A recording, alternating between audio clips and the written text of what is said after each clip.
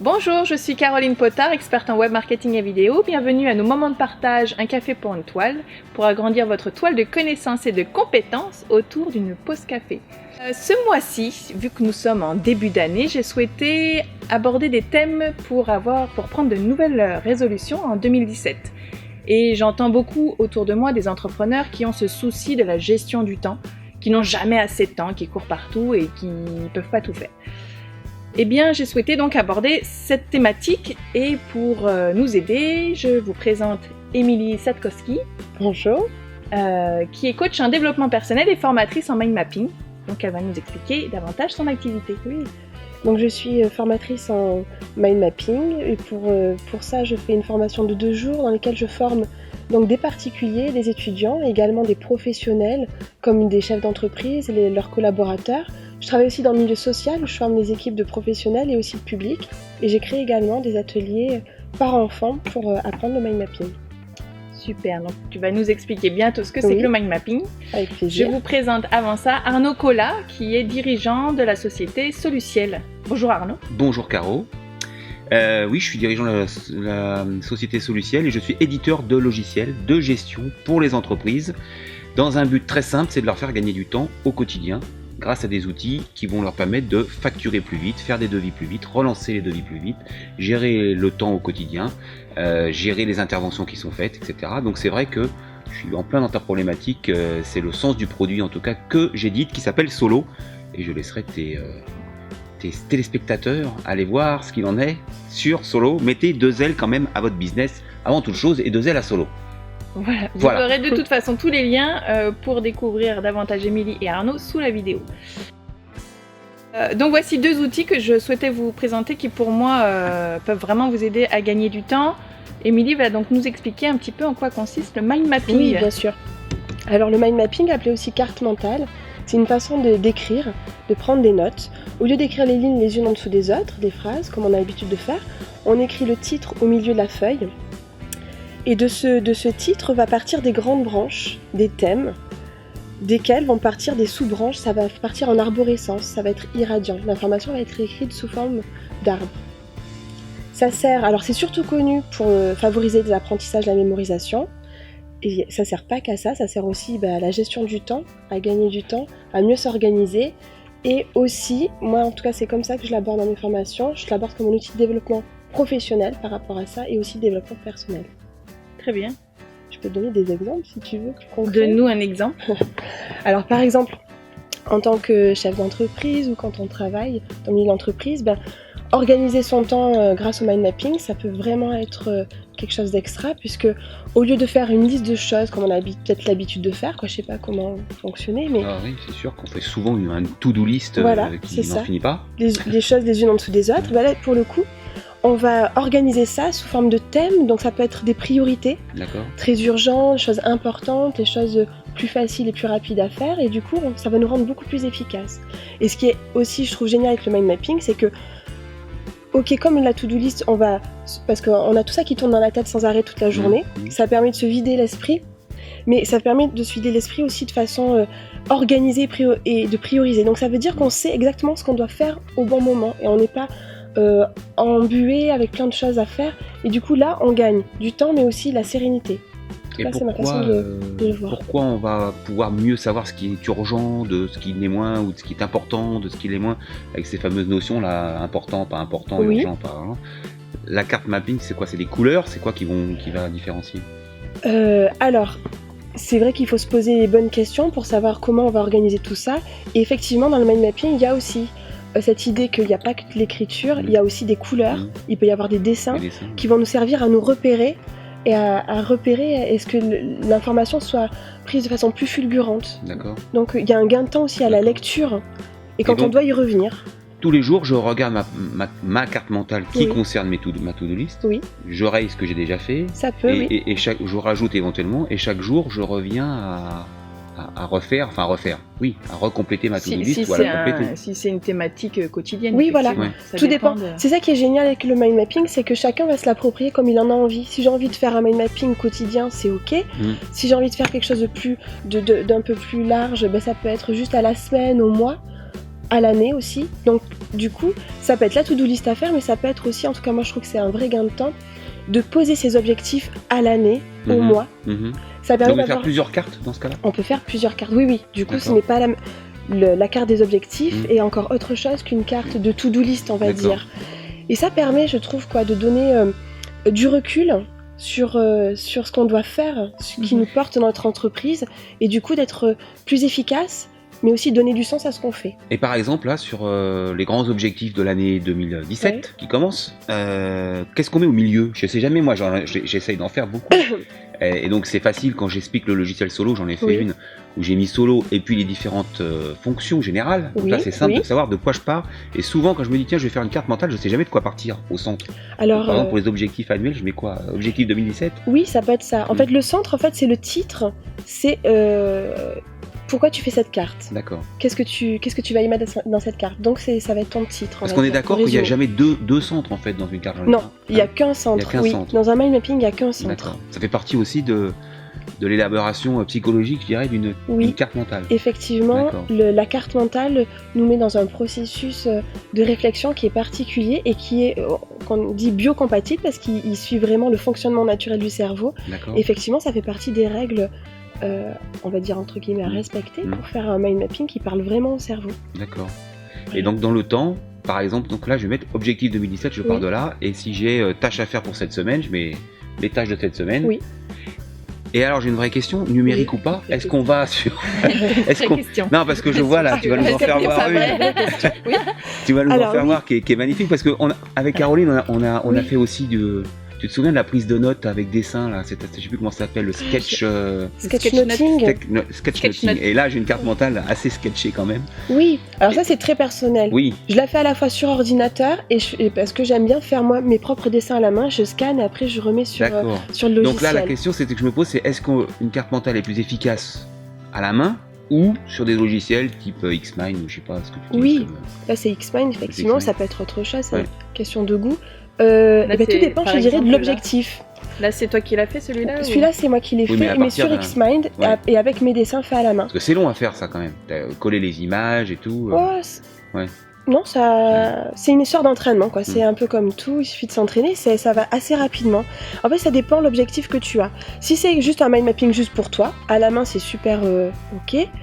Après, si c'est pour s'adresser à d'autres personnes, et selon le nombre de personnes, il faut vraiment que le graphisme, tout ça puisse parler à tout le monde, ainsi que les dessins. Donc ça demande autre chose. Par contre, pour la mémorisation, c'est mieux à la main. Voilà, il y a pas. Après, pour la to-do list dont on parlait tout à l'heure, très clairement, si tu le fais pas en numérique, comme tu effaces ce qui est fait et que tu rajoutes, au bout d'un moment, elle est plus lisible, il faut la refaire à zéro. Comme on fait d'ailleurs nos to-do list, on prend notre carnet, clac, clac, clac, on raye, on tourne, et le lendemain, on recommence ce qu'on n'a pas fait la veille. Et on rajoute des trucs, donc c'est un peu le même esprit. Alors c'est un peu le même esprit, oui et non, parce que comme c'est sous forme d'arborescence, si à un moment donné j'ai envie de rajouter des branches, je peux toujours, et c'est toujours hiérarchisé, priorisé. Alors que la to-do list, oui, non, on peut pas la remettre dans le bon sens, surtout quand on l'a fait à la main. Voilà, on peut pas là c'est le gros avantage, c'est qu'on peut rajouter des informations à n'importe quel moment. Ce qui me fait penser que notre exemple, c'est un très très bel outil de collaboration. Quand on doit se réunir en équipe, travailler un sujet, une problématique, là il y a un vrai gain de temps avec le mind mapping. Parce qu'on est obligé de hiérarchiser les idées, se mettre tous d'accord sur ce qu'on met derrière les mots, se mettre d'accord sur le sens qu'on va donner, et mettre tout à plat et prendre du recul et synthétiser. L'organisateur, il crée sa carte mentale pour organiser la réunion. Et il la distribue en arrivant, comment ça se passe? Alors là, je parlais plutôt du travail. Par exemple, on se réunit tous les trois pour réfléchir sur un thème. Ça arrive souvent, ça, en entreprise, qu'on ait besoin de travailler sur un thème. La gestion du temps. Par exemple, la gestion du temps, par exemple. Et on discute. Et si on discutait sur la gestion du temps pour toi, donc on va prendre une feuille blanche et toi, tu scriptes, par exemple, tu vas marquer donc gestion du temps et on va en direct live. Discuter. Prendre des notes en fait.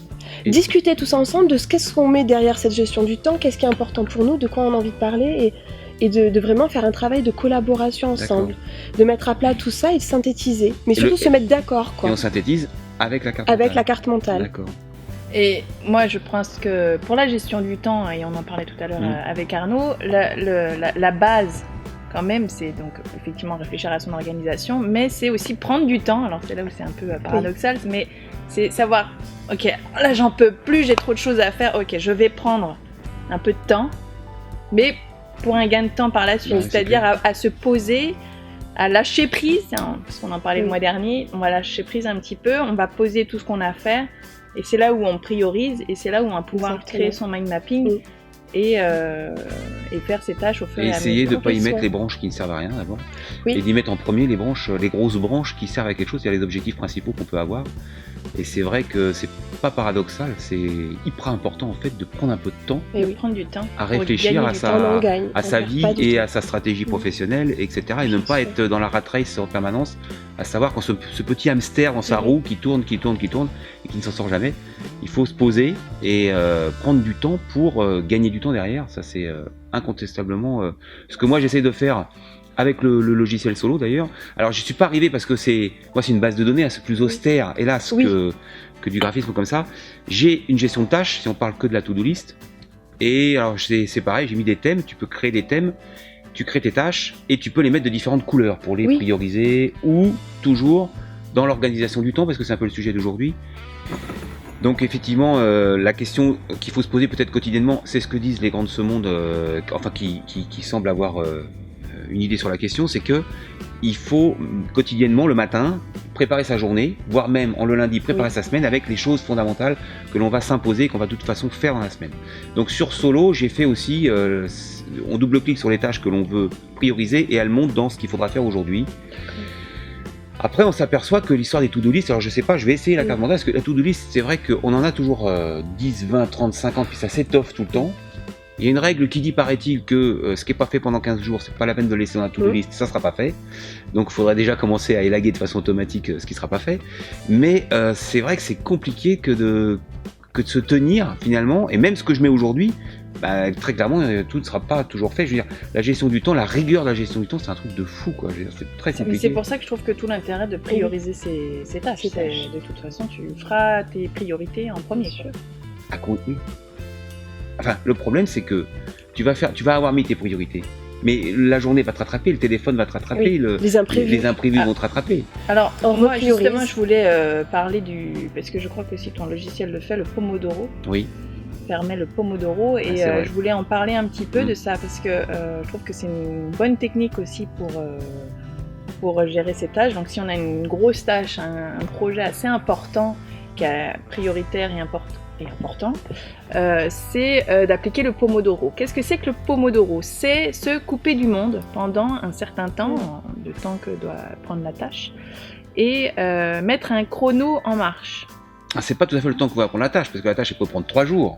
Et c'est ça, tout dépend du temps, mais effectivement, par exemple, tu te prends la demi-journée pour commencer ou faire cette tâche, et tu mets un chrono en marche, et toutes les 25 minutes, donc tu coupes tout, téléphone, mail, tu regardes pas Facebook, t'es à fond dans tu regardes pas la vidéo à fond, tu te mets en mode projet sur ta tâche, et pendant 25 minutes tu ne fais que ça, mais très concentré. Au bout de 25 minutes surtout, tu suis ton chronomètre et tu fais une pause de 5 minutes. Enfin, le Pomodoro va t'avertir, justement, c'est ça le truc, il va sonner au bout de 25 minutes. 25 minutes, tu suis ton chronomètre et tu t'arrêtes, tu fais une pause de 5 minutes, mais une vraie pause, c'est-à-dire tu pousses ton projet, tu te fais ta pause café, tu vas regarder 5 minutes la vidéo de Toile des entreprises et c'est court 5 minutes, attention. 5 minutes c'est assez court, mais hop, 5 minutes, petit café, et tu reviens à ta tâche et tu remets ton chronomètre pour 25 minutes. Et ça 4 fois. Avant de prendre une pause plus longue de 15 à 20 minutes. Ou là tu vas pouvoir regarder tes mails, tu vas pouvoir faire autre chose. 4e fois, peut-être que tu arrives à la pause déjeuner, ou peut-être que tu arrives au soir, enfin bref, tu peux aussi t'arrêter. Il est aussi dit que après 3 heures de grosse concentration, il est préférable même de s'arrêter. Mais après à toi de gérer en fonction de tes capacités. Le Pomodoro, moi je l'ai vu super efficace. D'abord se concentrer sur une tâche soit on arrive à se discipliner pour le faire, soit pas. Là, ça permet de scanner, mais moi, je l'ai trouvé hyper efficace en groupe. Quand on travaille à 2-3 dans le même bureau, à la même chose, où souvent quelqu'un a une idée, balance un truc et tout, et ça dérange énormément, c'est hyper chronophage. C'est terrible. Ça. Et là, je me souviens, on envoyait le pomodoro, on dit non, stop, 25 minutes, je veux plus un bruit, et on sera arrivé à se replonger dans ce qu'on était en train de faire chacun, pour faire une petite pause de 5 minutes, et se dire, bon, ce que j'ai à lui dire, je lui dirai dans 5 minutes. Enfin, dans 20 ou dans... Voilà. À la pause pomodoro. Et c'était hyper efficace comme... Et oui, c'est on était beaucoup plus productif en faisant comme ça. Et je l'ai enlevé de Solo. Ah mince. Oui, je l'ai enlevé de Solo. Non, je vais vous dire pourquoi. D'une part, parce que j'ai découvert une phrase il n'y a pas longtemps, c'est que la perfection, c'est quand il n'y a plus rien à enlever. Et donc, mon Solo, comme j'y travaille quotidiennement pour qu'il devienne la perfection des logiciels de gestion, j'enlève tout ce qui n'est plus absolument indispensable à Solo, puisqu'il y a des excellents Pomodoro sur portable, par exemple, sur iPhone, sur Android, sur tablette. Il y a des magnifiques Pomodoro avec une belle... Alors là, c'est une pomme rouge, hein, puisque c'est une tomate. C'est une tomate, je sais plus, c'est un rond rouge en tout cas. Mais en fait, c'est l'image du chronomètre pour faire l'œuf à la coque, hein, le Pomodoro au départ. Ouais. Et donc, je l'ai enlevé parce que c'était un bouton de trop sur Solo. Je suis en train d'élaguer pour que ce soit plus fluide et plus... voilà. Et donc, j'invite tout le monde à télécharger Pomodoro dans leur Apple Store ou comment ça s'appelle, Google Store. C'est assez génial et d'essayer parce que c'est vrai que c'est une super méthode de gestion du temps. Voilà. Super. Donc voici deux outils. Solo qui nous permet effectivement de... Gestion de tâches, alors moi je suis en train dans Solo là vraiment de travailler là-dessus parce que je m'aperçois que chez les entreprises c'est leur priorité de gagner du temps. Et par exemple j'ai fait une gestion du pipe, donc des relances de devis. Jusqu'à présent vous pouviez relancer votre devis par mail, par téléphone, etc.